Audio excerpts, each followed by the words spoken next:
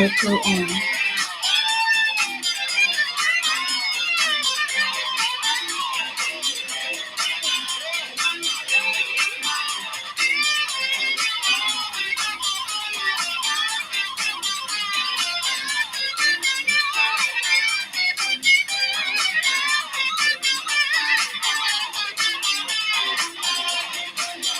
Circle on. Circle record.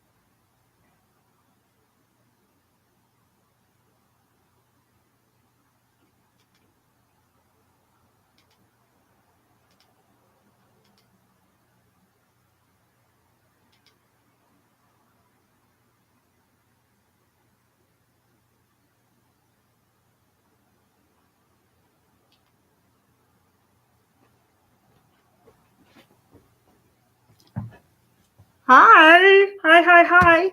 I've been waiting for my guest. Sorry for the delay. Oh, I think they're here now. I think they're here.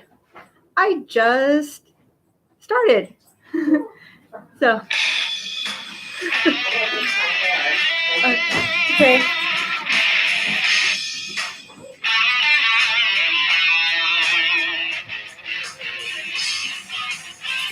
Hey there, LA. You're listening to MelHill. LA and the United States and the world, probably. No, just kidding. Ha ha ha. So sorry for the delay. It's hi. I'm kind of nervous because people just walked in and my dog's going crazy right now. So welcome to MelHill RAWTALK. Today is February 19th, 2019, and this is beta test number 5. Yay! So I have a guest. I didn't know that this person was going to be here until just a few minutes ago. So that's why I kept playing the intro song on a loop. So let's see. Let me finish setting up here. And Okay, no one's in the chat yet. Let's see. Can you hear me? Can anybody hear me? Anybody? Oh, that's my dog. Actually, I have a beverage in the where she is. I have a beverage where she is. I forgot to. Okay, so let me see. Anybody here? Okay. Thank you. All right. Oh, we got people. I'm still learning. Hi. And that's my dog. Welcome to live internet at home. How are you? So, are you? Your link. Okay. All right. Guy in the kitchen. Hi, Nick. The link is just MelHill RAWTALK. It's on YouTube. So Okay. Oh yeah, you could you know what? I don't even. I don't care if you do it Okay. while we're sitting here. Okay. Just go to the MelHill RAWTALK Twitter. I just started following. Oh, okay. The Twitter, and then it's all there. Okay. So, okay, doke. And so I guess my dog sitter is going to bribe my dog with food. Okay. All right. Hey, everybody. Okay. Hi, Melissa. I'm at work right now, but I will see your show when I get out of work later. Have a great show. Beautiful. Oh, thank you. Well, I hope some more people join in, because you're not going to believe who's about to enter on the It's going to enter in the screen. You guys are going to flip out, and no one's going to be here to see it. That's a shame. That's a real shame. Shame. Anyway, so how's everybody? Great. Okay. Awesome. This is okay. Calm down. I'm broadcasting from home. This is fine. I'll be fine. Actually, I do have a couple things I wanted to say. So none of you are local. I don't know how many people are actually on the chat right now. Hold on a second. Let me see. We have 6. Yay. Okay. If any of you live in LA, there's a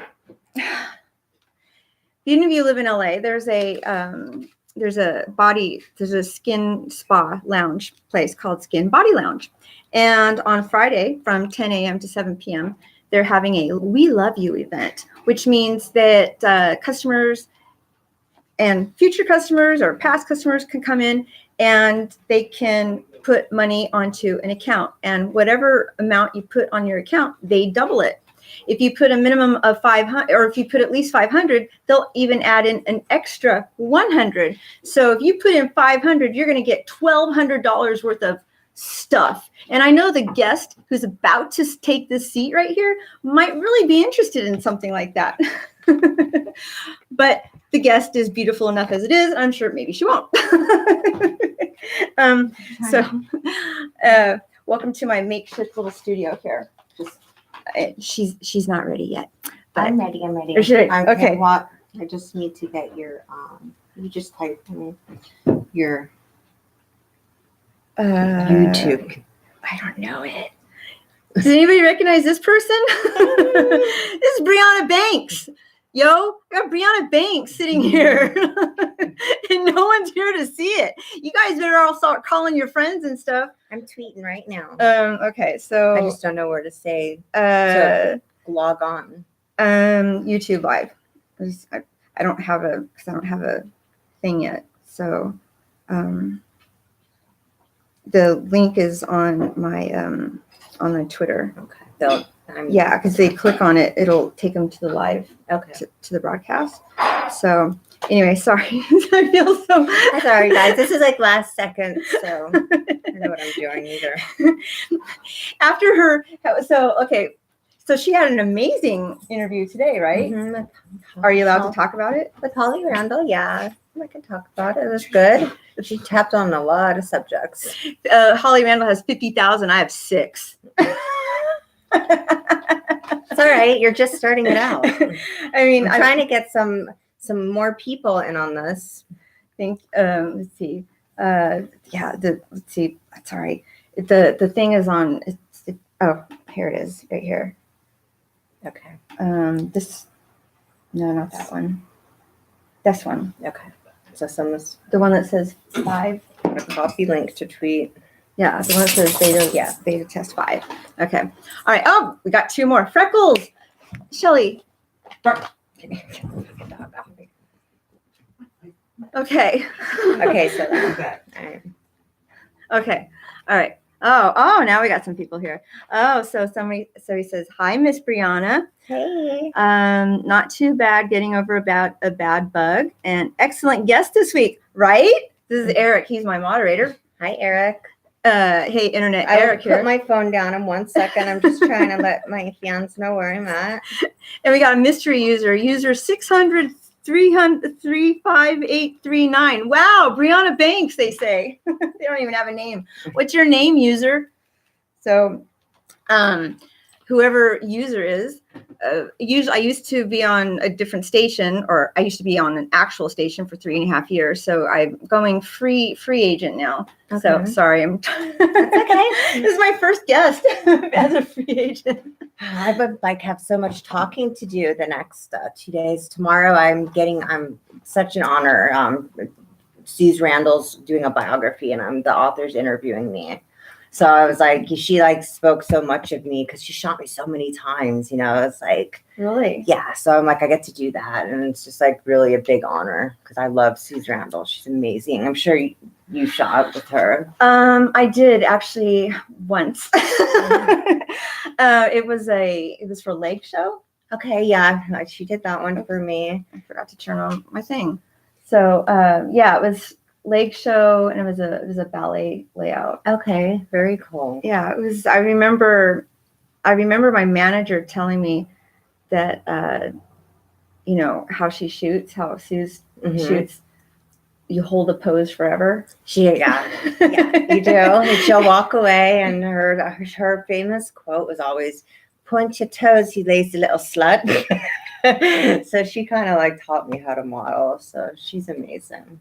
Okay, so I have my little Tascam here because it makes me feel like I'm in a studio, so I can hear myself because I'm used to hearing myself. Okay. Sorry about That's okay. Next time I'll have a more appropriate setup here. Sorry, all it did was smoosh my hair today anyway. Wow. Okay. Let's see. Okay. Breathing. All right. Yeah. So when I did the layout for Leg Show, I remember I couldn't walk for 2 weeks after that. Yeah. I mean, I was already used to ballet and stuff, but just holding these are my legs. Yeah. Having to I found the magazine about a year ago, Mhm. and the pictures are just so beautiful. Yeah, she shot me as Mirage, pre-boobs, pre-Briana Banks, and I remember one that I did for Taboo, and I'm actually hanging in the air, and it was, I had a mask on, and Eric Everhard's beating me with a whip, and I was literally up in the air like that for hours. They had to keep letting me down so I could get the blood back in my hands. It's like crazy. Wow. I just have, so many stories that came back to me today that I had forgotten about. So we got some people already tweeting now. Check out Briana Banks live on MelHill RAWTALK. Okay, Shelly, I'm going to start saying your name if you keep talking to me while I'm trying to talk. Why don't you just angle the thing? This one. That's my helpful friend talking to me while I'm talking. Okay. See, when I'm setting it up by myself, it's really hard to. Oh yeah, now you can see I have boobs. Right. Okay. Thank you. I have Thank you. a chest now. Thank you, Big Chief Quarter Black. You came in handy today. Thank you. I mean, well, you brought the guest, but it's, when I'm trying to set it up, and I'm still trying to learn the YouTube live thing. And so they have a little window here, and you should. Now I feel stingy. I put that there to add color. Oh, looks great. I love it. You should have a picture there. I feel so. You have me right here. Right. So, I'm so caught up. All right, so let's read. So wow, Briana Banks. This is okay. Adam. So Adam is user 600-35839. Hey, Activate LA. Hello. Suze is a fantastic interview. Great behind the camera too. After just logged on. Thank you. So Eric, so Suze she does interviews, but Holly is the person that you. Suze wasn't there today at all. This was all about Holly. I've known Holly for 20 years. She actually shot a few layouts of me back in the day. Like Suze would let her occasionally shoot if unless it was something really crazy artistic. Which our favorite shoot together was I was the beer wench. Because I was born in Munich, so we did a whole Oktoberfest with the big beer glasses and stuff, and I signed a bunch of stuff for her for Holly. But that was like our most memorable shoot that we were talking about, that Suze let her have complete control of that day. So yeah, it's just like, I forgot. I'm like, oh yeah, that thing goes through my Twitter feed constantly. Like I always get the same pictures, but the beer wench has never gone away. That was like a fan favorite. Mine's construction worker. Okay. Big Chief is saying that we need to get closer. Okay. See, if you were here earlier, thank you. This is beta test number 5. Yes. How's the lighting? Is the lighting look okay? Is it blinding? Okay. So we have that. So I can stop looking here. Well, I have this one. I don't know. I just walked in, so I don't know where I'm looking. I don't even know where I'm looking. Yeah. I'm still trying to figure it out. Which this is like. So I had it right? Right. Yeah. Okay. So this is what we're shooting with. This is extra footage. So like later, if you want to have some like a 15-minute thing that you want to have for your OnlyFans, we can do it there if you want. Cool. So okay. So you said you have a bunch of interviews lined up. Is there a reason why? I kind of dipped out for a few months, as my fans know. I was going through some personal stuff, a little bit of depression, which I really tapped on today, and it was the first time I publicly talked about it. Oh, really? Mm-hmm. So it was like, after the show, I kind of just sat in the parking lot. I was like, I don't know if I want to cry right now. I'm happy. I'm relieved that I finally talked about it openly. But at the same time, it's like, oh, this isn't going to be up on YouTube for a week. So it's like, only not all my fans got the opportunity to see the interview. All her fans did, which, a lot of were my fans also. But I'm just kind of trying to, get back in the loop and get back on all my social media and be present. And, my fans were really happy to see me posting like selfies today. It's been a long time since I posted a selfie. You know, I wasn't on Twitter that much today. Usually on show days, I try to not be. Yeah. Sorry, you want to arrange the Oh no, I'm chair? good. Okay. You know, and I think the fans appreciate when their favorite performer is authentic, Mm-hmm. you know, and not, I mean, I talk about Twitter a lot. Yeah. And even last week I said that, you know, it can be cathartic. Mm-hmm. A lot of people say bad things about social media, but I think that, you know, as long as you're able to, once you recognize what the bad things are and how to block them out, Yeah. you know, like gaslighting. Yeah. Gaslighting, big hashtag. Yeah. Once I realized what gaslighting was and I was able to recognize it right away, for the I get what she's saying. No. The peanut gallery sometimes needs to stop talking. I don't know. Social media, but it can be really scary Right. when you're not in a good place, you know, Right. because people can be really, really mean and, you know, and they don't know what's going on in your world. Right. And I think I hid, you know, and rather than face, you know, people, I hid for a long time. So Right. it's good to kind of, you know, be back and have, you know, my fans. And now I'm looking at it differently now. And when I like feel like a little down, instead of like not looking at my social media, I will look at my social media because it kind of gives me like, you know, like a little bit of strength because my fans are so fucking awesome, you know. Right. They always have had my back. Or you can, if you're unsure about something, you post question. Yeah. Yeah. What is this? How has anybody handled the XYZ? You know, and oftentimes you get feedback, and Mhm. sometimes it confirms what you're already feeling. You're like, okay, cool. So I am not crazy. Yeah. Yeah. The people that harass others for, I mean, the deplorables. I call them the deplorables, Mhm. because the ones that harass me they all have deplorable in their name. I can't see the I have really good vision. I can see it from here. Oh, okay. Let's see. Bob says, you two look incredible. Oh, the video looks great. Everything looks fine. Good. Every week I'm going, can anybody hear me? Can you see me? Can you hear anything? Sorry, I'm not used to having a guest. I'm going to take my hands away. Yeah, definitely. I agree. Social media can be very positive. At least my feed is. I rarely get rude people that leave anything. And if they do, I immediately block. Like I just won't tolerate rudeness. Excuse me. Right. This person is saying, pan down. I think I know why. Then you're going to cut off my head. You're not going to see my eyes if we pan down. There. Is that better? Let's see. I have to be honest, but I loved you as the construction. Oh, that one for me. Social media can be a great way to vent the negativity when you have the right support. Hi, Alex. It can be a good place to purge those negative feelings. Just got to find that safe place. Thank you for the positivity in social media.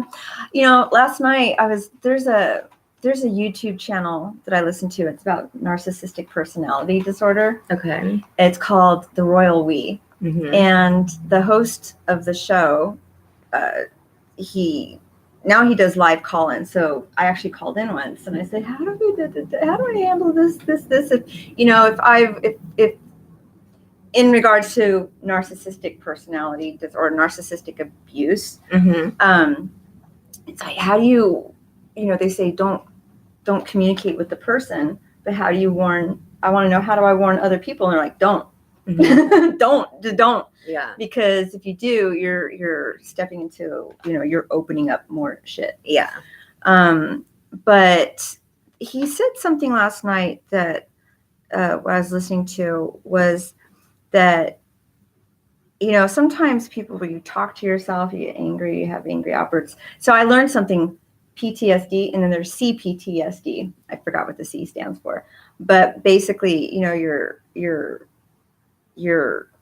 coming to terms with what reality is and what you Yeah. against what you thought reality was, Yeah. and you realize it's not what it was, but you know, and it's okay.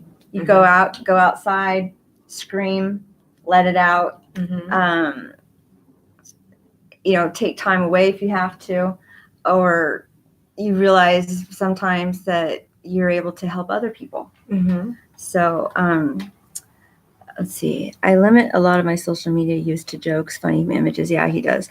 Do you mind if we continue talking about social media? Or, No, yes, it's all right. fine. Well, so what is the I'm going to go from a question that I saw in an interview the other day. What's the craziest thing that or the weirdest thing that you've ever experienced? Not counting dick pics. I've lately been getting, I don't know if this is one person doing it or numerous people, but for example, I don't think that my ex was, you know, that I had the Vitali person following me, and I posted, you know, this guy, you know, and now that I'm thinking about it, I don't think it's him, but he was following all the same people as me. And then I found another account yesterday with Briana Banks 3 with the exact same thing, and they were following all the same people as me. So I'm just finding a lot of like stalker people, you know. I'm like, what do you get out of following all the same people as me and pretending you're me? I don't understand like why. And then I just, you would put it on my storyline and have my fans, you know, it's taken down within a day. I just don't understand why people do that. It doesn't make sense to me. I think, well, if they're trying to mirror your account. And they DM my fans and say, hey, this is my second account. And my fans like tell me immediately. It's like, dude, those are my fans. They know I don't have a second account. Wow. Yeah, I actually got some direct messages from a couple of people the other day. I can't remember who the actress was that they were thinking that they were communicating with. Yeah. But he was like, can you look at this? You know, she was asking money for a donation. Yeah. You know, she sent me her email address, and I'm just going, guys, don't be so stupid. I don't even have a wish list, so I'm sure as hell not going to ask you for anything. Right. Yeah, I'm like, if the girl, if she was really raising money for something, I think that there would be some sort of, you know, a proper page for it. It wouldn't be through email. But I think that he's one of my big followers, so they did it to him. I need $200, blah blah blah. Right. It's just like asking my fans for money. Like, who does that? Right. I think I would think a good rule of thumb would be, if Briana or somebody else is creating a second account, they'll probably announce that. Exactly. Yeah, that's why I have on my Instagram, you know, mine got hacked, unfortunately, so I had to start over, but I'm back up to 114,000. I was at 217,000. This is the third time I've started over. I have 3,000. It's just, well, no, but I mean, I should be like at 1 million, you know. It's just Right. it's very frustrating when, you know, all your hard work like just gets thrown away. And it's like, it's like, it's not how many followers I have, honestly, because right now I can answer everyone and it's Right. still personal. When you get beyond where I'm at, it becomes hard to, you know, look at every comment. And I enjoy looking at every comment and responding to people. Right. There was a Twitter account that I ran for a group that I used to work with. And when I left the group, I kept the Twitter account because I was like, I did that work. Yeah, I communicated with exactly. those people, you know, nurturing, but creating bonds and trust with people in direct message. And I'm not going to turn that over to somebody else, you know. So I guess on some level I can understand what you mean by you put a lot of work into it. Yeah. I mean, I've had numerous people lately, especially since I've been back on social media, say, hey, we can have this person run all your social media so you don't have to worry about it. And it's like, well, then what am I doing? Hey, friend. Yeah. Like, my fans are going to know in a heartbeat that's not me, because you know what? I misspell sometimes, you know, and I don't know what I'm doing a lot of the time on Twitter. And my fans will know in a second that that's not me. Like, everything's perfect. But that's what makes it my Twitter feed. You know, you learn from your mistakes. I have to be honest. There were some people that contacted me. They're like, hi, friend. have you heard from Miss Briana? And I'm like, Yeah. I don't know her. This is even before I met you. Mhm. And I said, but yeah. And he says, I'm her official Guru. yeah, the official Twitter fan page. I said, but you're also the other person's official Twitter fan page, and you're writing the same, and go away. After a while, I'm just like, you're not my friend. Yeah, no, people got really worried. I mean, they were really worried about me. I had the police reports filed, like, not even kidding, like missing persons reports. I was off social media for a long time. So I don't, we didn't get a chance to talk before the show, so I'm just winging it for you guys here. If I ask you something or whatever, just say, no, I don't want to know that. Okay. But, so when did you, okay, now I'm going to ask a retarded question. When did you start in the industry? How old are you? I'm like, 1999. Okay. I was 19. Okay.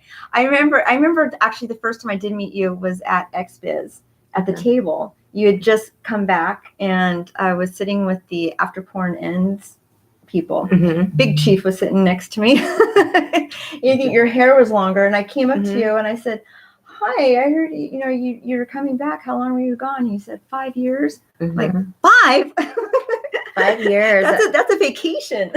No, but I mean 5 years where I dyed my hair brown. I got my implants completely like to a B cup. I was going to school to be a personal trainer. I didn't want to be Briana Banks anymore. Like, I was just done. I lost like my passion for it, and it took me 5 years of being out and getting myself more lost and then finding myself, if you know what I mean, before I could come back. When I'm still trying to find myself. When I left the industry, I dyed my hair black. So yeah, it's a thing, right? It's like no one's gonna recognize me. But they did. Yeah, but they did. Yeah. And what I learned was, though, that because I didn't look the way that I was known to look, then people gossiped about it. Oh, did you know that she did porn? Yeah. And it's like, you could just come up to me and talk to me about it. You don't have to. Yeah. I'm not a gossip thing. And that's what I thought was weird. Actually, when I left the industry, I guess probably around the time you started, and I would still get the AVNs back when they were paper, and pretty thick, and I would every once in a while I'd look at them and I'd just get really pissed off or something, because I would just it would remind me why I left. It was too bitter. So then I moved and I didn't forward the subscription, and I was like, fine, leave it. And then I got into property management. That's when dyed the hair black and all that stuff. And then one night I'm at the drugstore, got the hoodie on, looking down. I'm walking out, and this what do you call it? Buxom redhead, bodacious redhead, named Christy Canyon. I'm just gonna say it was Christy Canyon. So I didn't know who she was. She walks past me in, and I'm walking out looking down, and then she says, Melissa Hill? And I turn around and I tilt my head, kind of like, yes, secretary lady. She had glasses on and a sweater, and she's like, it's me, it's Christy Canyon. And I said, oh, hi, and she told me she had a radio show, and she asked me, oh, are you gonna get on the MILF bandwagon? And I said, I don't know what's a MILF. And at the time I thought about it, because I wasn't a Vivid girl, but I worked for them. Almost people thought I was, 'cause I worked for them so much. And I thought, well, if I come back, I want to come back to the same company that I worked for when I left. Yeah. And I already know how they are. I'm going to have to be different. But then I quickly, boobs. I was going to have to get boobs or something. That's what helped get me my contract. And then, but then it took me a couple years. She kept calling me, wanting me to come onto her radio show. It took me a couple years to come onto the radio show. And then when I did, I thought about it, but I didn't know how to pursue it. I just thought, offer it to me. Yeah. Discover me, rediscover me. And then, shortly after that, they stopped filming. Yeah. I was with Vivid for 8 years. That was like the longest reigning Vivid Girl. So I saw them come and like go. And like, it's funny because we did 3 reality shows. The last one was Last Girl Standing. And I literally am Last Girl Standing. Really? Yeah. So, well, what was that like, the reality show? Crazy.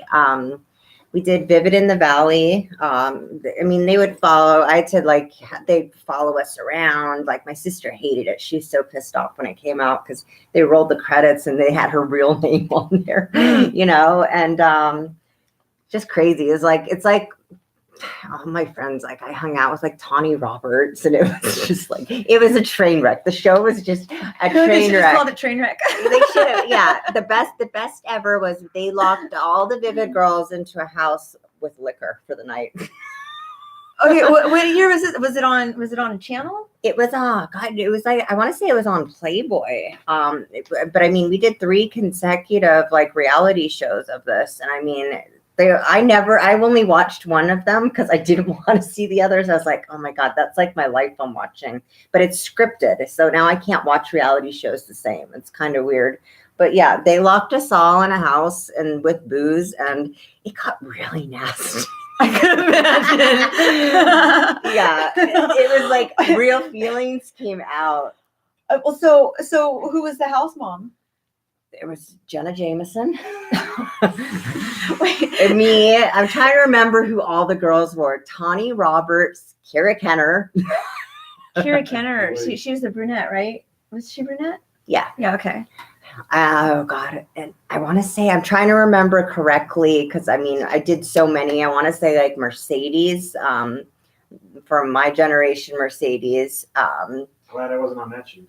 Well, I ended up by the end, I was like, I'm not sleeping here, because they wanted us to actually like sleep in this weird house. And I was like, what, are you going to film me sleeping too? I was like, this is where I draw the line. You know, I'm like, you're not going to film me sleeping. So I left. And then once I left, everyone else was like, yeah, I'm not sleeping here. So everybody like left. Wait a second. So, okay. We just all basically teamed up on one person in the house that everybody disliked. And to this day, probably still hates my guts. I don't even care if I say her name, Kira. Oh. Yeah, she hated me. Boy, did she hate me. And it's just like, she was not the liked Vivid girl. Out of every Vivid girl I've ever worked with, she was the most unliked out of everyone. So when all of us got liquored up, it just came out. You know, we just like asked her, why are you such a bitch? You know, it was just like, why are you so awful to everyone? Like, nobody likes you. You know, we all have to work together. We have Where the Boys Aren't every year, and everyone dreads having to work with you. Like, why is that? Wow. You're doing it Saturday. Wait. Oh yeah, that's right. Okay. They're bringing it back Where the Boys Aren't. It's not the same. Not the same. Well, no, because it's not going to be all Vivid girls, but I'll be there. And you're gonna be back in my day when Yeah. this was the real Where the Boys Aren't. This is how we did things. No, it'll be fun. Joanna Angel's actually directing, so I'm really excited about that. I've never had the opportunity because I don't have enough tattoos. I keep telling her and Aaron, I'm like, what do I have to do? You guys want to watch me get a tattoo? Like, you film me getting a tattoo? Can I be like in one of your movies? Because I think their movies are really cool. You know, they put a lot of time and energy into their movies, and it's like, because I don't have enough tattoos, I can't be in those movies. It's Can't like, they draw one on you? it's not the same, no, but they're like, they're the real deal. I was like, what if yeah, exactly. Aaron's like, we love you, we're trying to think of a way to write you into a movie that you would How about look something like awkward. that? Yeah, right. Body paint. I used to hashtag my Instagram, my first account, like tatted, and then I like felt so retarded when I started learning what the hashtags, you know, like tatted. This is not tatted. I have like 8 tattoos, so I was like, I never wrote the word tatted again. I was like, oh goodness. Wait, so you do have tattoos? I do. I have these 2. I have my neck, my back, my stomach, my ankle. I have these on my back, butterflies, which unfortunately the tattoo artist, he's passed away, that did most of my work. And I just found out recently. I was really upset about it. But I considered that tatted. You know, I mean, Vivid was like, you can't get tattoos. Oh you gosh, can't I remember. change your hair color. I would walk in there with a new tattoo with red and black extensions, and I pretty much just did what I wanted. I was like, they're not gonna fire me. I remember when Janine, she started. I remember when she had one little tattoo, and they would put bracelets on her, and then each time the bracelets would get bigger and bigger and bigger and bigger. Yeah. Or they, when I started in the industry, I started in '94. Their girls didn't have tattoos, and if they did, they would cover them up with makeup. But so it's interesting. I think someone might be coming to the. He doesn't read eyes very well. Men learn how to read eyes. I wasn't looking. No, never mind. The door in a few minutes. Come on, dish. All right. All right. So let's dish. Back to the reality house, though. Train wreck house. I had one episode where I just asked my friends to show up at we all lived in this complex in Woodland Hills. And it was like, I just asked my friends to show up to get interviewed. Simple request, right? They all show up wearing sunglasses and it was not sunny out. I was like, oh my God, like they were all like rolling. And like, I'm like, these are my friends. And they're like, these people are asking personal questions about me. And every single one of my friends was a mess. And I was just like, oh God. So I didn't even watch that episode. How many episodes were there? Per season, I believe there was 8 to 12, I want to say. And yeah. Was it part of your contract or did you get paid extra? It was extra. But I mean. Sorry, I'm just going to. Yeah, it was extra. And, I was like, I don't care. I don't have anything to hide. And it's like, when you have cameras up your butt 24/7, yeah, it is not fun. It's, especially when your friends just like, they're not, it's not their reality show. They don't care how they are portrayed. Right. I'm like, I cared how I was portrayed. Wow. So did your friends make you look bad? No, I did pretty good at that on my own. I mean, I never had a film crew following me around, watching my every move, but they would put you in situations like the house with the liquor, and then they would just watch it unravel. It's like they knew what they were. I was going to say, they kind of set you up to watch what's going to happen. Like, let's do this, let's put Briana and so in the same room and let's just see what unravels. It's like, because it's so predictable what's going to happen. Let's throw a script in there. Yeah. See how they fight over the script. Yeah. It was never really like I had a script to read, but they already knew how people were going to react to certain situations. So they put you in uncomfortable situations. So it's like I was being paid to basically be put in the most uncomfortable situations and the world would watch how I reacted. Wow. That's how I feel. Right. I mean, I missed out. I had no idea that all these reality shows were taking place. Yeah. I was going to say, so God damn it. I had a thing I was going to say and I forgot it. Shoot. Whatever. Okay. So, now I'm just going to go to cheesy questions. What's your favorite where the boys aren't? I know. I'm just. Well, okay. Yeah. One more memory. The most memorable moment, I think, when I stopped watching them was they had me and my ex, Bobby, in a full on screaming match. And then he fell down the stairs. He literally was hammered and he fell down the stairs. And that was when I stopped watching. I was like, I can't even watch my own life. I was like, this is, it became way, way too real. I remember he was a sweaty pig. I'm just, since we're gonna dish, he was a sweaty pig. Yeah, I unfortunately was. Yeah, it's people still think I was married to him. I would never married him. We were together for 5 fucking years, and it's like, those one of those things I can't take back. I don't know why I stayed. Everyone's like, why did you stay that long? He beat you. He this, he that. It was a fucking asshole. But it's like, if I could go back, there's a lot of things that I would take back. You're younger. I was 21. He was 14 years older than me when I had no father figure. It's like, wow. I wonder why I stayed. Yeah, I mean, I was in a relationship with a director in the end. Oh, Oh no, come. because he follows me on Facebook. But I started dating a director in the industry, and we met. Now we're gonna dish. We met when I went to his home to read for him. It wasn't a go-see. There was no princess room. Nothing like that. Okay, I'll read it later. And it was for private. And I remember suddenly Francois too. So, oh my God, I remember Francois. Yes. So right when I first started working for Vivid, I remember here. Okay, now I'm gonna say my story. I'm gonna backtrack a little bit. Put her in the hot seat. You know, that was my goal, right? When I started, I was chubby, frizzy hair, bushy eyebrows, and pale. And you know, I remember the most embarrassing video I ever did was shot by Jim Lane, and it was put out in 3 weeks, and it went straight to like the Penny Arcade, and it had my real name on it. Oh no. And I was in a steel drum band at the time, and everyone saw it because I grew up in San Francisco, or I was raised up in San Francisco, so that was what we had. We didn't have like real strip clubs, really. It was more like fantasy booths and Jack Shacks,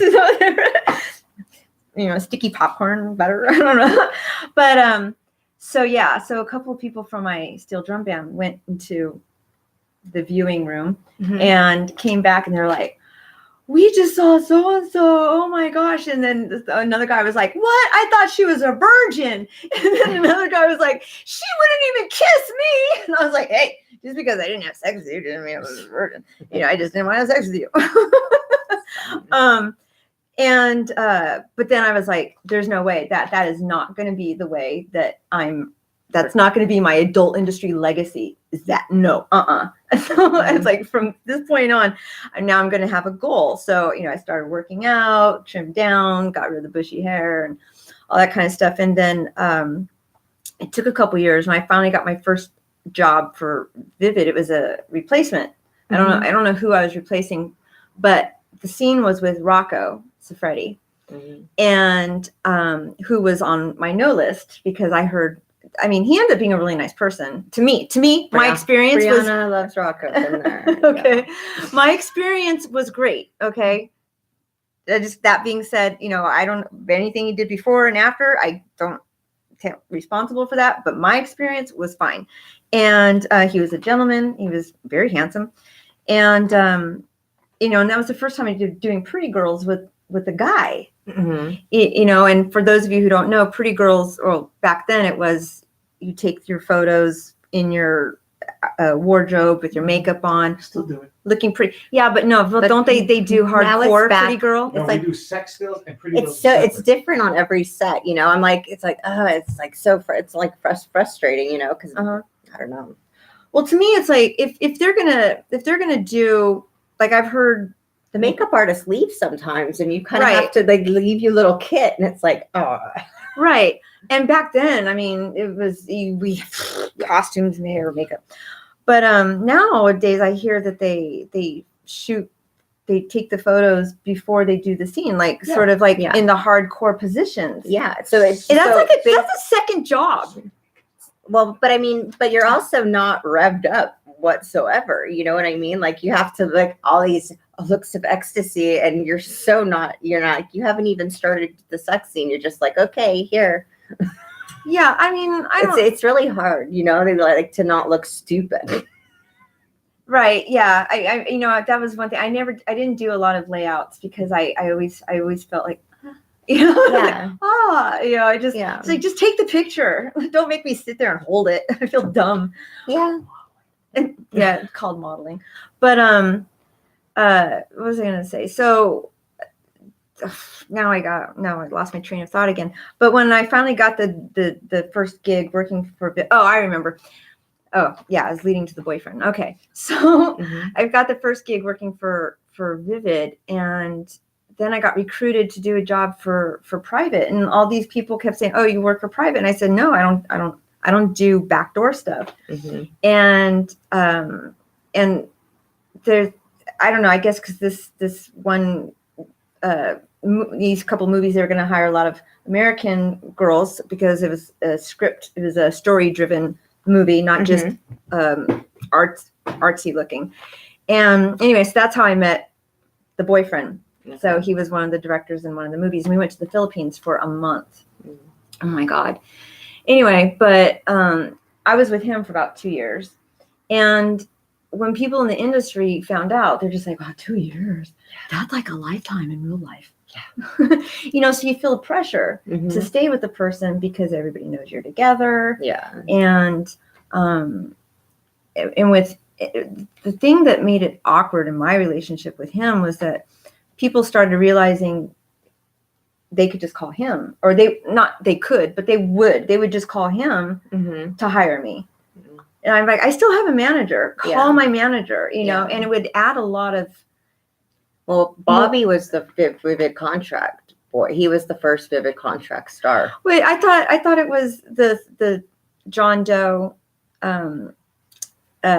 Mark Davis, and they weren't contracts. And Steven St. Croix. All three of them had the same Caesar haircut. That was Bobby, and I can't remember the other one's name because I never worked with him. I'm trying to think what his name was, but he was he was Vivid contracts. He's the one that helped me negotiate my contract because I had Jill Kelly Productions trying to get me and Vivid battling at the same time, and you know, I was like, who do I go with? And you know, he obviously Vivid was the company, but you know, it's like Jill Kelly, like back then had that company had a lot going on too. Like their girls always had the matching outfits at the award shows and stuff. But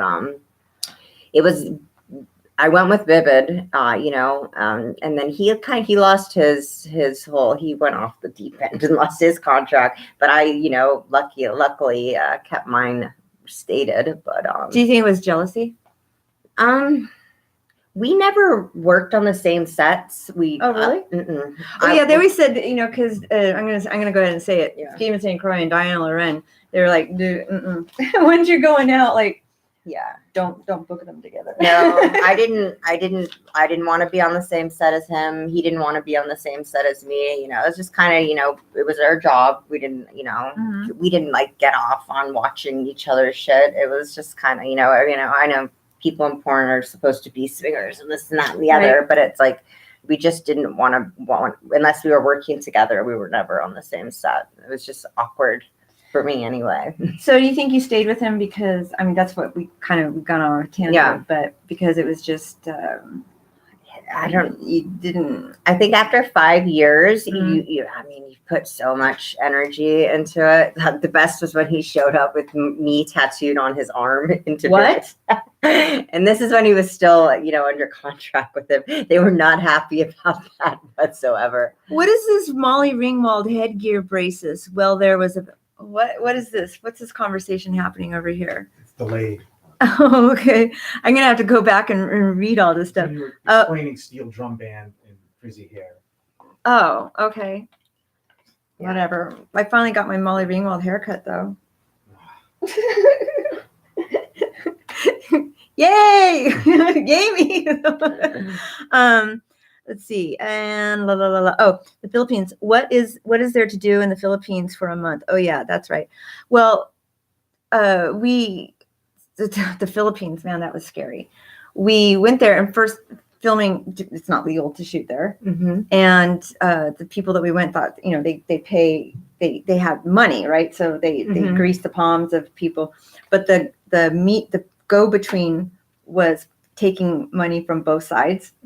And we were doing a war movie based off of like Apocalypse Now. It was called Apocalypse Climax. Okay. And we go down to the river to shoot every day, and each day there'd be these, and we had a local crew as well, and so there'd be these guys that would show up, and they're wearing their old rock t-shirts and torn up jeans and stuff, and they'd go to the cart where our food was, because the villa that we'd stay at would prepare the rice, the fish heads, the mangoes, and all that stuff, and bring it down every day. And so Nick Kramer, who was the director of the one movie, he says, "Is it my imagination, or is the crew getting bigger every day?" Well, then that's when we were told to leave, because it wasn't the crew; it was the gorillas, the not the animal gorillas, but the human gorillas from the hills coming down and eating our food. And so when we complained about it, they said if we don't leave by sundown, they were going to torch us. And I had a similar experience with Adam and Eve. We shot in Venezuela. And we landed in Caracas, and we took a 4-hour Jeep ride facing each other. No less, 4 hours to this resort. They called it a resort. We get there. There's no hot water. My room consisted of a bed with a sheet and a fan on the wall. And every day, we were there for 10 days, and it was fucking scary. I didn't know that we had an important permit, number one. Okay, I didn't fit in there. Right. My makeup artist was Christiana, who had flaming red hair. She didn't belong there. And me and her, one day, we decided to go to the beach. It's like I wasn't shooting that day. Oh, God. So we were walking out. I have a G string on, no less. No, I clueless that I'm like in a third world country. Right. Didn't really know. I was 21. And we walk out into the sound bar, and we're walking, and I'm like, we're way out there, a couple miles. And I'm looking back, and I was like, all these guys in army gear were lined up with machine guns on the beach. Right. And I was like, I think we should probably go back to the resort. And they ended up coming and taking all of our money.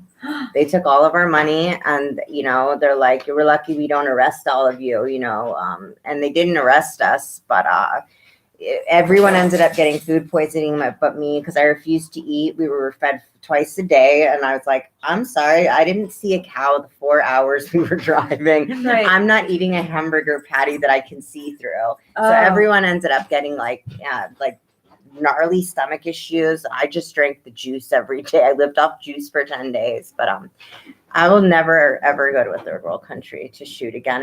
It's crazy, right? Yeah. It's very scary how quickly you can just lose control of everything. Right. My manager at the time asked me, he's like, "Why do you want to go to the Philippines?" And I said, "Because I'll never go otherwise." Yeah. And I was raised in a Pacific, like I call them Pacific Islander family, so there's there's some Filipinos, distant cousins and stuff. So to me, that was like getting to know what I grew up as being home, even though that's not my heritage or, my birth nationality. And anyway, so we go, and our drive was 12 hours. Yeah. We were told it was going to be, like 4 or 6. And so we land, oh my God, first we stop over in Honolulu, and the plane crashes. And technically it crashed. It ran into a truck. And so everyone had to get off the plane. 350 people get off the plane. And then, and back then you couldn't smoke domestically, but you could smoke international. So the people in the group are waiting to leave Honolulu so they can light their freaking cigarettes. Our sound guy was like a Vietnam vet type guy, glasses, all camouflage fatigues, and a beard here. And you can never. Guy with the ponytail. What the fuck is Brett? Big old guy. Yeah. Brett Beckett. Hi, Brett Beckett. And so they take us all off and we can't get our luggage or anything, and they hold us all in like a holding area. And he's dying to light the cigarette, and so he starts arguing. And he says, "What's the difference if I have 1 foot here, 1 foot here? I'm just like over here," because the airport is like outdoor. It's like an outdoor airport. And so that was lovely. We were a group of 12 white people mixed in with a bunch of Filipinos. We stood out, and we had 2 of the guys were 6'5". One had never been on a plane before, and his first flight is going to the Philippines. And he was like, in the cold sweat. His knees were in his chest, and oh my gosh. And anyway, so we have to stay overnight, and they give us vouchers, and they said, here's, breakfast, lunch, and dinner. So all the passengers get loaded up on the buses and stuff. We don't. Sun's coming up now, and we're like, we had Tammy Ann. I don't know if you ever met Tammy Ann. We're just all sprawled out on the sidewalk in front of the airport. And finally someone goes in to complain, like, hey, are we going to get loaded up? And they're like, oh, all the drivers are off duty now. I'm like, well, we're still here. So anyway, a bus comes and they take us to whatever hotel, and we go to check in, and then the hotel won't let us check in because Philippine Airline owes them money. So it was crazy. And anyway, so finally we get to the Philippines, everything, whatever. And then 4 hours in, I'm like, hey, are we going to stop yet? Are we almost there? And so they asked the driver, are we almost there? And then he says, we're almost halfway there. Stop the bus now. Stop the fucking bus. Like, everybody's like, stop the bus. We're all getting off, right? And because, people are flipping out and everything. But what I noticed was the toilets became less toilet-like the further north we got, and they became more a hole in the ground. Yeah, I had never actually seen like people like carrying baskets on their head in person.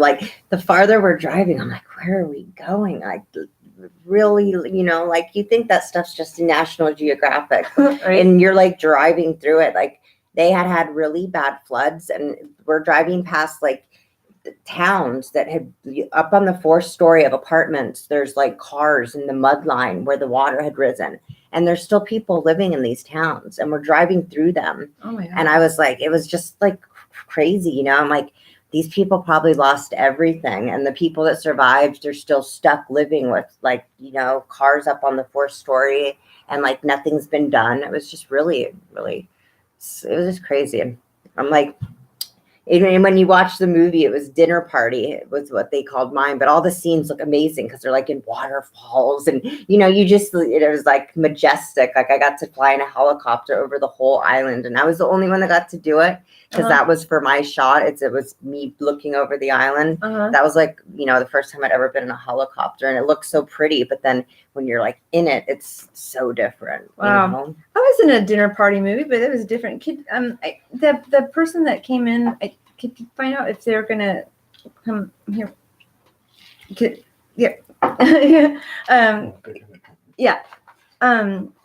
Just ask. And we had a helicopter, but our helicopter was different. It was the secret police. Yeah, mine was fun.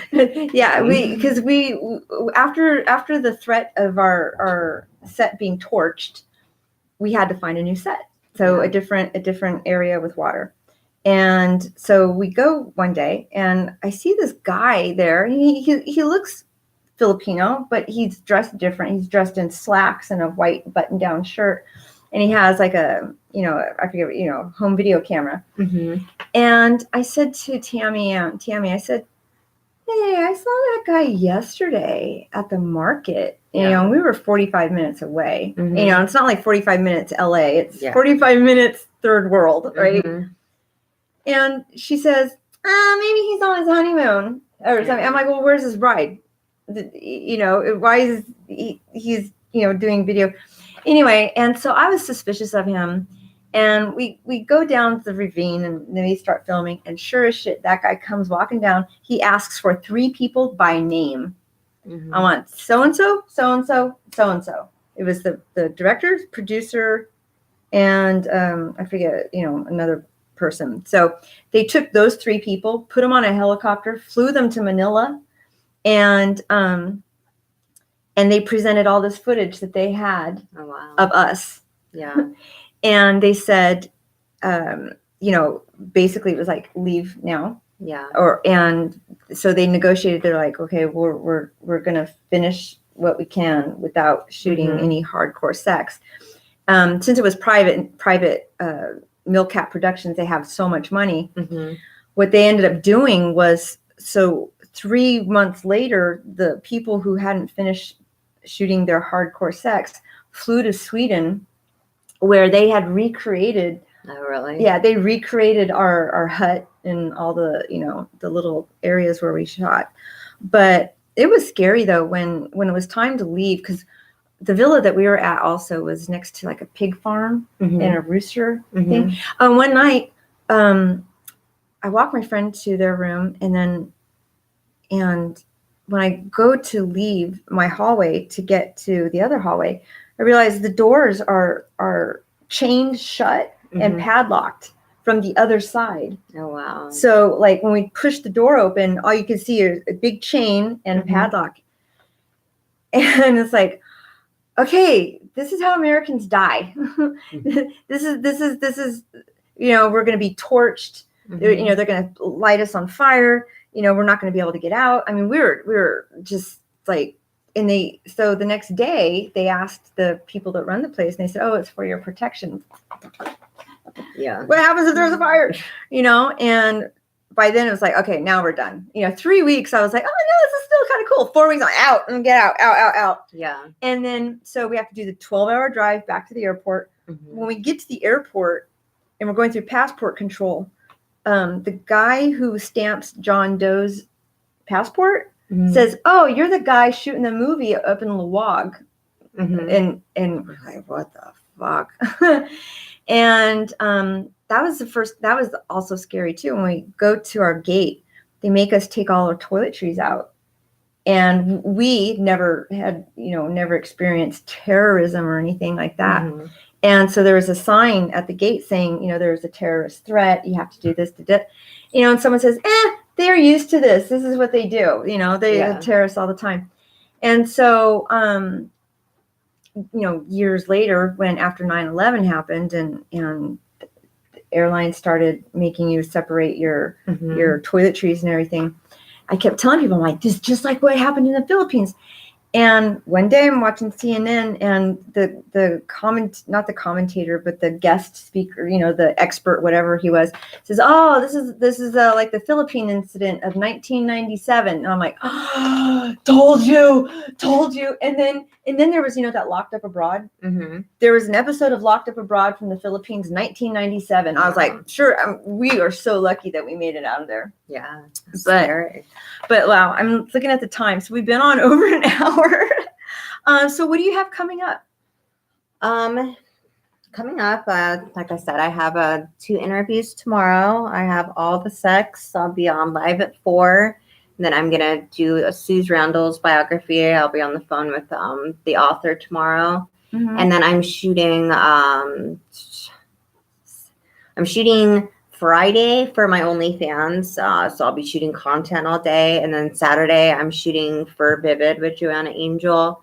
And then I'm booked on the 5th for a Primal Fetish, which is like, I've shot for them before. They do really, it's hard to explain unless you're like a member of their site, but like hypnosis. And they have me as like Wonder Woman, like really extravagant sets. It's really catered to what people's fetishes are, what they want to see.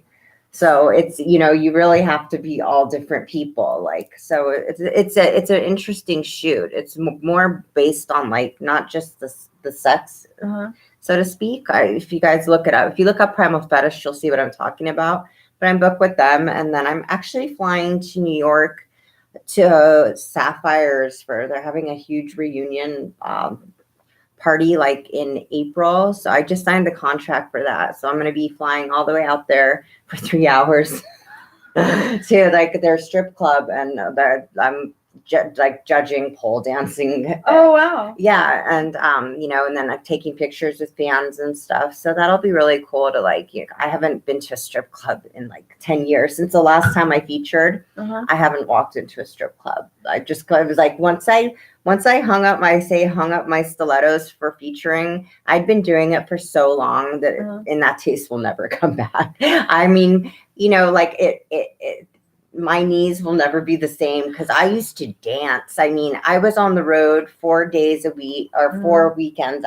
I only had 6 movies a year with Vivid, making over $150,000. It's like I had so much time on my hands, so I just Bobby would book me. I never gave me a break. I was constantly traveling. I never ever like got rest. I was just always on the go. But it's like when you're at a club for like the fourth time, it's like it starts to wear on you. It's like I've been here so many times. I know the house, mom. You know what I mean? Wow. You know, and it's like it's the same girls, and it starts to get depressing. You know, Right. It, like what was exciting became depressing to me. So this will be like my first time in a strip club in like 10 years. So. Wow. I'm hoping that it'll be a positive experience. You know, I'm sure it's going to be a big deal. Obviously, they're flying in a bunch of girls, so it's not just me and it's dinner. They're having like a big dinner and stuff. So yeah, it'll give me a chance to like meet you know fans that you know I probably would never get the opportunity to meet me now that I don't dance anymore. Wow, I wish I would have asked that question at the beginning because I've already got like 10 questions. I'm like, was I was going blah, blah, blah, blah, blah. Again, I had an idea in my head, but you know, the first show that I did of Raw Talk was with a retired feature dancer and a chiropractor. Oh wow, yeah. Because I specifically, the very first show was about how well, I mean, I guess, you know, it's any type of dancing, but I wanted to talk about the things that the people who watch you don't realize, you know, I can't move my neck. My back is at least don't help, but you know, my back will never be like the same, or my knees, you know, and ankles. Yeah, they want me to wear I'm not wearing knee pads. You know, you think you're going to be young like forever, and then as you get older, all that stuff you've done, like feature dancing, is all the travel too, just all sitting in little airplanes. It just really fucks with you. I only danced a couple times, and you know, same thing. It's like when I'm dancing. I didn't realize what a bad idea it was to slam on your knees until I was on my knees. And I was like, well, that wasn't smart. I got to get up and oh God, it hurt so bad. And I went to the Crazy Horse in San Fran, and it's 4 stories high. And, you know, I had my 2 bodyguards. I won like feature performer of the year for like all the, like I danced and they're like, do not go to the top of that pole. And I'm like, as soon as I get on stage, like I just, you know, I forgot that I'm a human being, and I'd climb straight to the top. I tapped it. I'm 4 stories up. And it goes all around you, and people are just throwing money, screaming your name. And I'd flip upside down and go straight down. And just before my head hit the stage, I put my hands down and flip onto my feet. And my bodyguards are like, they're hyperventilating because they're so mad at me because they know what they knew, like I was gonna do it. They're like, you're fucking crazy. You're gonna kill yourself. Like I just went balls to the walls pretty much on everything I did. But you know, like now I'm paying for it. Wow. Well, you know, I mean, I would love to, once I get the show up and running more, love to have you come back and hear your impression of what it was like being on a Vivid set after so many years. Yeah. And being at a strip club after and I'll have to tell you what it's like to be on the new Vivid set. Yeah. I know it's going to be weird because it's Vivid, but it's like, yeah. I was like, I thought I finished my last Vivid Girl movie of forever. And I'm like, they're bringing it back. I mean, you know, it'd be, I'll try to be open-minded about it. It's not me, I'm not working, but you know, when I first saw the tweet, oh, we're going to bring back Where the Boys Aren't. I'm like, no, it's not the same. The whole thing about Where the Boys Aren't was that it was the only movie every year that had every single Vivid Girl in it. And was directed by a gay man. Shishi LaRue did all of them. Oh, he did? Absolutely. Oh, I didn't know that. Yeah, like in the background, he's like, you know, he slapped that pussy. Like literally, they have to have him be quiet because you know he was so out there. But everyone was directed by Shishi, and I love Shishi. You know, it's just all the movies turned out amazing. So it's just gonna be weird not working for Shishi and, you know, these big extravagant Shishi sets and right. Yeah, that's the other thing too. I mean, I'm sorry, we're getting on a whole nother thing. We're at 1:20 now. Of course, I think I had the intro music playing probably like 10 or 15 minutes. Is this coming here or? Okay, never mind. Okay, so I want to thank you for coming onto my little tiny table here. Yeah. And if you want, we can do a. Oops, I think I ran out, but I can delete some stuff. And so that you can have some content for your OnlyFans. But I want to thank everyone Yeah, who thank you. chimed in. I'm gonna have Alex. Oh, hey, podcast by Mata. It's Joe Mata. Have you ever done an interview with him? Podcast by Mata. I'm like so bad at Twitter. I can't. Yeah, I'm gonna have to go back and read all. I'm gonna have to read all of these later. Strip clubs are depressing. I saw that one. Oh, thank you. Someone said thank you, Briana. Great show. Thank you. And it was a great interview. Well, I don't think it was great. I think it was more story time, but I'm going to be so talked out by the end of tomorrow. I'm not going to want to hear my own voice. I've got, it's going to be it's been an interesting day. I'm sure. I mean, welcome back. Welcome back. Thank you. To the land of the living. Yes, it's a good way to put it, actually. Mm-hmm. So, thank you to all of you who chimed in over here, and to Briana's fans who. Sorry for the last minute. I didn't know what link to put until I got here, or I would have posted it like way earlier. Okay, I guess we're gonna take like a 3-minute intermission, and I got another surprise guest coming in, but I don't think that it's going to be as long as this surprise guest. So, or are we going to do a three? All right, we're going to do a 3-shot. All right, then. Okay. We're rolling. Hold on a second. You're gonna come. 3.5. Wait, hold on a second. We got another surprise guest.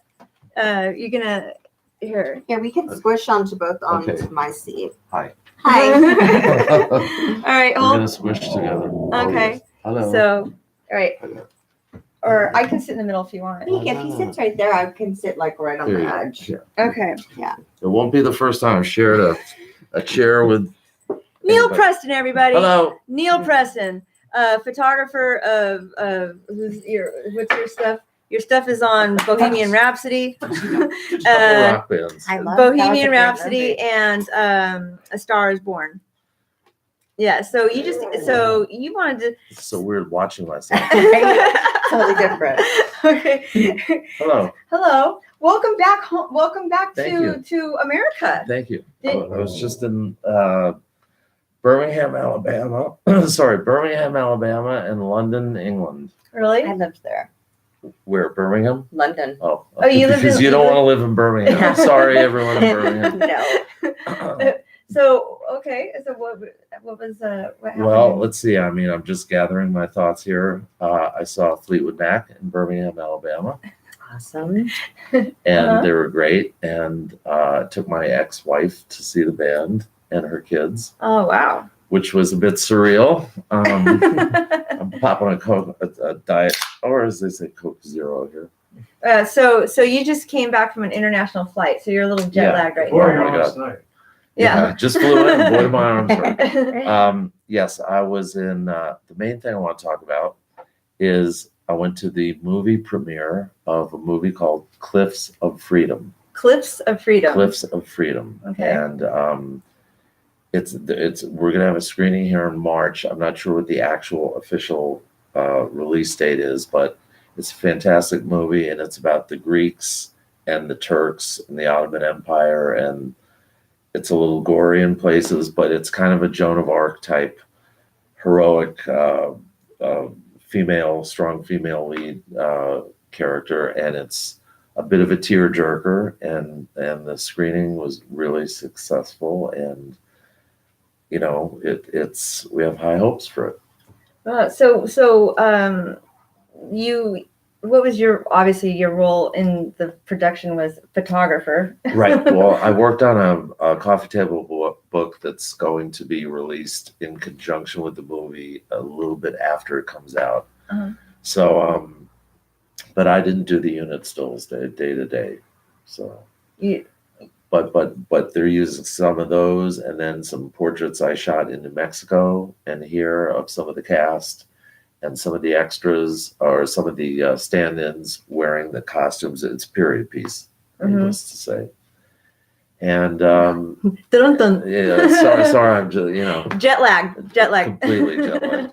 11 hours, ladies and gentlemen, and then 3 hours on the 405. No, an hour and a wow. half on the 405. I'll tell you what, they have bad traffic in London, but I don't care. Other than Honolulu, this is the worst. So what was it like being in London? Were you able to find your way around? Because I remember one time I heard a story from someone who said that they had trouble navigating through London because it was in No, it's in a different like language. spaghetti. It's like linguine that they just tied knots, But the hotel I stayed at was great. Is it next to Westminster Abbey? It was somewhat close, and it was called the Ham Yard because I guess it used to be a pigsty or something. But I know the Ham Yard, and very elegant, very hoity-toity. But the room service food was the worst food in the world. I mean, there is no way to describe how bad the room service was. It's too bad that you didn't. But I have my own apartment there. Oh, really? Yeah. There's a second building that has 3 floors, and each floor is one apartment. And I had apartment 3. So whenever someone asks you what room are you in, you say 3. I've never had a room in a hotel numbered 3. Anyway, it was huge, 2 bathrooms. Huge living room, dining room. I mean, it was awesome. You didn't bring pictures to show everybody? They're not readily available. So, I mean, I was going to say it's too bad you didn't experience this. This would have been a good story for your book. it will be in the next book. Oh, Definitely. The next book. Oh, I've got lots to tell you, but not for public. Oh, okay. consumption yet. All right. So, what's the name of the movie again? Cliffs of Freedom. Cliffs of Freedom. Yes. And who stars? Who's? Tanya Ramon is the lead girl, and she's fantastic. Costas Mandylor is in it. Oh, I recognize that. The whole list of people, and A whole list of people I mean, in the movie. You Imagine. get me at the wrong time here, but it's shot really, really well. The director's name is Van Ling, and there's gorgeous photography. It's fantastic. If he doesn't say so himself. Oh, you mean Cinematography. moving? I call it moving Or as photography. people call it, iPhone videos Wow. So Cliffs of Freedom. And it's the Turks and The Greeks. Okay. And every 45 seconds, someo's getting their throat slit. Oh God. So I think they had a pretty good fake blood budget. Big Chief is in. I can't even watch The Walking Dead. Me either. Me either. And I won't. I can't watch I get it anymore. nightmares. Yeah, me too. Wait a I second. can't- She It's in- loves The Walking Dead. No, I can't watch. I haven't watched The Walking Dead in like a year and a half, 2 years because I watched Bird It's Box. disturbing to me. Yeah, I watched Bird Box. That's supposed to be good. It was good, but I couldn't sleep for like a week. But I have to yeah, have happy thoughts before bed. the Walking Dead. I'm like, I started having dreams. Freckles, you're not the co-host. You're not the co-host this week. I started having images of my white dog being eaten by zombies, and it really, I can't handle it. Can't wait to hear what happens next week. Anyway, on that note, thank you everybody, and thank you. Thank you. No, I was going to say former sponsor of I RAWTALK. think I still may be. Oh, yay! Yay! So that means Yep. what? He Freckles. says yes. Freckles has something to say about this. Yeah. Give me roast beef. I wouldn't even give him the room service food that I had in London. I would not give to the dog. Oh, hey. Okay, so we have now this guy. He has Mr. Midnight Movie, and his co-host is called Jewish Producer. I know him. They when we were at NAMM, I was listening to their podcast, and they were talking about my show on their podcast. I'm like, why are they talking about me on their podcast? So when at NAMM, so he says, where is it? Me and Mr. Midnight Movie are your biggest fans of this guy. Inflammatory talk. I used to be the biggest porn fan. Okay, that word. I think that was Well, referring to I don't her. think they're fans of mine. Right. Wrong guest. As I age, I can handle horror less and less. Okay. Maybe that's it. Because yeah, I feel as we've gotten older, the less and less I can watch of gory stuff. I've never used been a to never horror guy, bother a me. horror movie guy. I don't like to be scared. That's not a feeling I enjoy. I don't. I mean, well, watching a movie. You've with heard this me one- say this many times. Watching a movie with this one, we went and saw World War Z, and I Oh, was thank like, you. "Oh my god!" He goes, "Well, it's going to happen." Thank you. It's gonna happen. Thank you. In my mind, I'm still thinking of that day 4 years ago or 5 years ago when he said, "Well, one day it's going to happen." But see, I can't wait for it to happen. Because I just want to, You'll be the only one that knows what to do because damn right. He's gonna be on the roof with Yeah, his exactly. locked and loaded, Rocket loaded in a 20 years worth of Tang. exactly. In the I'm closet. just gonna close my eyes and Twinkies. pretend it's not happening. Twinkies have a half-life of forever. That's right. I just want my fireplace poker. That's going to be my. Look, I'm not doing so good in the monetary world, but when we get into the world of like taking out When the zombies, shit hits the fan. I'm up top. All I know is that you're supposed to save the little gold pieces from inside of your phone. Is that right? Yeah, because Gold. gold is going to be the Oh, okay, monetary right. Go exchange. back to I was gonna say, well, you're not gonna have to pay your phone bill. Well, no, you're going to take it apart. And so I don't know what Freckles is going. He's doing something over here. So I think, okay, Shelly and I mean, Big Chief. I'm just reading what it says. So we're interactive here. Right. Yeah. Big Chief and I will be zombie hunting. By the way, I have to show people. Oh, this is the person who reviewed Big Ballin'. Thank you for your fine review. Memorable, I'll say. And Joe Mata saying, "What's up, Neal?" Hey. Yeah, so I might be co-hosting some podcasts with Joe Mata. Ooh. Anyway, okay, so we're at the hour and a half mark, and Freckles is pissed. He's like, "Will you people stop talking so I can get my kibble?" Hey, look at you fed him. Look at that face. Oh, okay. terrible. All right. So now this is so weird because I don't have my fine departure thing. So I'm going to do the music, and we're going to dim the lights, and we're going to say goodbye and thank you. And whoops, there it is. Nope. Where did it go? This one. Don't do it. Recent. Okay, there we go. So I want to thank Neal Preston and Thank you. Briana Banks for my two surprise guests. Oh, sorry, I'm going to get my arm out of the way. Yeah. And just keep following Beta Test 6. One day it'll stop being a beta test and it'll be an actual show. One more hour. Great show. Oh, thank you. Thanks everybody. Wow. Well, these two people helped make the show because I'm sure I couldn't do another show about hats.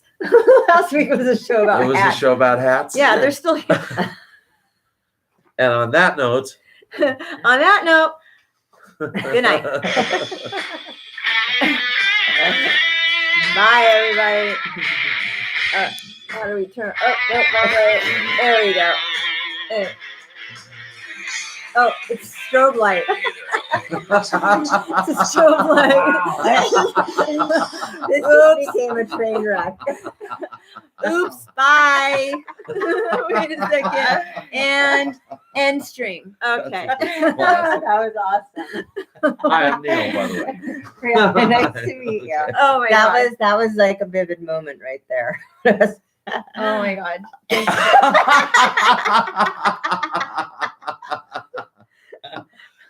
Oh my god. Are you sure you want to end? Yes. Oh, don't tell me we're still